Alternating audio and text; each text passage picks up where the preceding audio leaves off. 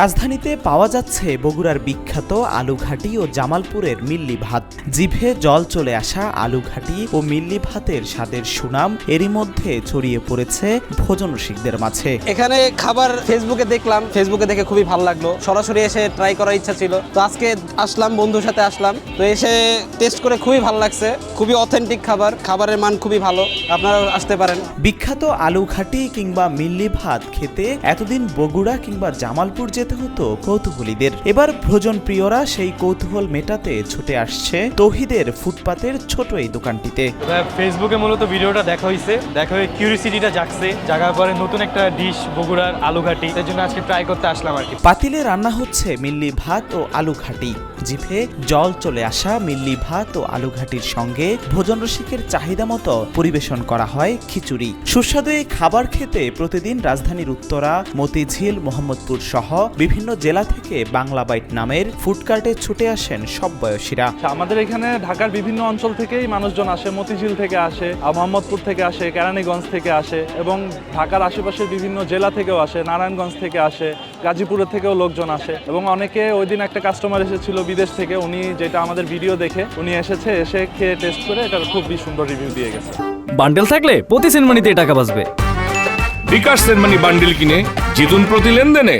রাজধানীর Mirpur 10-এর SS vocational training সেন্টারের পাশে তৌহিদ তার পসরা সাজিয়ে বসেছেন। তৌহিদের হাতের আলুঘাটি ও মিল্লি ভাত বেশ জনপ্রিয় হয়ে উঠেছে। প্রতিদিন সন্ধ্যা হলেই আলুঘাটি ও মিল্লি ভাতের স্বাদ নিতে ভিড় করেন নানা বয়সীরা। এখানে আমি শুরু করার পরে জামালপুরের যেই মেন্ধা আর হচ্ছে বগুড়ার আলুঘাটি, এই দুইটারই সেম টেস্ট দেওয়ার চেষ্টা করেছি। কাস্টমাররা যারা ওইখানে খেয়েছে তারাই আর কি রিভিউ দিয়েছেন যে এটা হচ্ছে ওইখানের যেই টেস্ট আর এইখানের টেস্ট একদম সিমিলার টেস্ট। এরই মধ্যে বাংলা বাইট নামের দোকানটি আলুঘাটি ও মিল্লি ভাতের জন্য বেশ সুখ্যাতি অর্জন করেছে। মাত্র 170 টাকায় পেট ভরে খাওয়া যায় এই সুস্বাদু খাবার। আমার এখানে 1 প্লেট মিল্লি এবং 1 প্লেট খিচুড়ি পেয়ে যাচ্ছেন আপনারা 170 টাকার প্যাকেজে।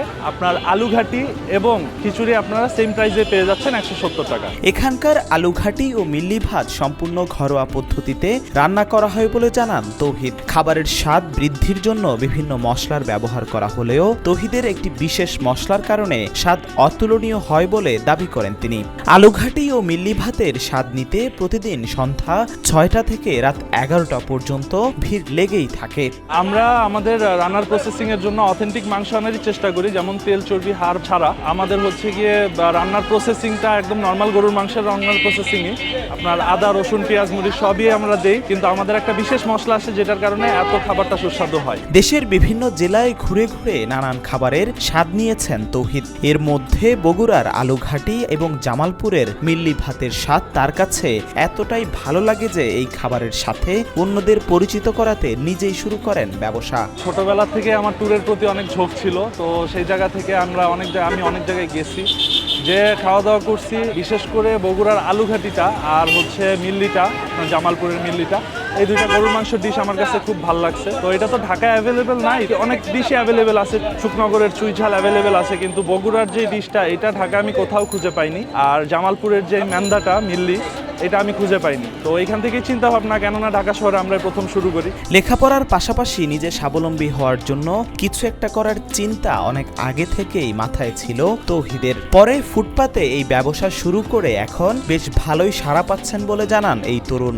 পড়াশোনার পাশাপাশি যেহেতু আমি এটা শুরু করেছি, এটা চিন্তা ভাবনা আমার কাছে আসছে বিবিএ প্রায় কমপ্লিট হয়ে যাবে, তারপরে আবার জবের একটা হ্যাসেল আছে। তো কেননা স্টুডেন্ট অবস্থায় একটা জিনিস স্ট্যাবলিশ করি আমরা, করে দেখা গেল এখান থেকে আমরা একটা অনেকের কর্মসংস্থান হয়ে যেতে পারে, আমারও একটা স্টেবিলিটি চলে আসবে। তো সেই জায়গা থেকে আর কি চিন্তা ভাবনা শুরু, যে একটা ফুডকার্ট নিয়ে কাজ করা শুরু করি। শুরুতে তেমন একটা সাড়া পাননি। প্রথম দিনের বেচা বিক্রি ছিল মাত্র 50 টাকা, কিন্তু হতাশ হননি। লেগে থেকে এখন বাংলা বাইটের প্রতিদিনের বেচা বিক্রি গড়ে 10,000 টাকার মতো বলে জানান তৌহিদ। আমি স্টুডেন্ট থাকা অবস্থায় ফুডকার্টটা দিয়েছি। ফুডকার্টটা আমার সবকিছু শুরু করতে 50,000 টাকা মতো খরচ হয়েছে। তো এখন বর্তমানে প্রত্যেক দিন সেল হচ্ছে 7 থেকে 10,000 টাকা। তৌহিদের বাংলা বাইটে আলুঘাটি ও মিল্লি ভাত পাওয়া গেলেও ভবিষ্যতে 64 জেলার বিখ্যাত সব খাবার নিয়ে কাজ করার আশা রয়েছে বলে জানান এই তরুণ উদ্যোক্তা। আমরা তো এখন ফুডকার্টে আছি, কিন্তু এটা নিয়ে আমাদের ভবিষ্যৎ পরিকল্পনা, আমাদের 64 জেলারই প্রত্যেকটা জেলারই অথেন্টিক খাবার আছে, সেইগুলোকে আমরা অ্যানালাইসিস করব, সেই কয়টাকে আমরা মার্ক করব, মার্ক করে আমরা